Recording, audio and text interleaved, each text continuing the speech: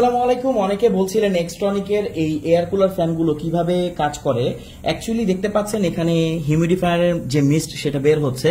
তো এখানে এটা চালু অবস্থায় যদি আপনি ফ্যানটাকে চালান, এখানে বাটন আছে দেখতে পাচ্ছেন, খুবই ঠান্ডা বাতাস আপনি এর মাধ্যমে পাবেন।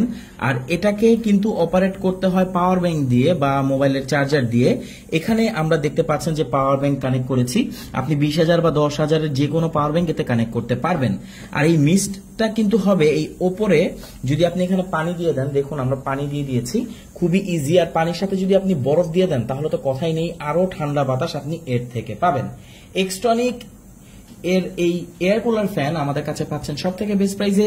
এটার ভেতরে কিন্তু লাইট আছে দেখতে পাচ্ছেন, এই লাইটটার কালার আপনি চেঞ্জ করতে পারবেন। এটা একটা শো পিসের মতো কাজ করবে। পাশাপাশি এখানে একটি অ্যালার্ম ক্লকের মতো দেওয়া আছে, এটা হচ্ছে টাইমার, আপনি চাইলে টাইমার সেট করে রাখতে পারবেন।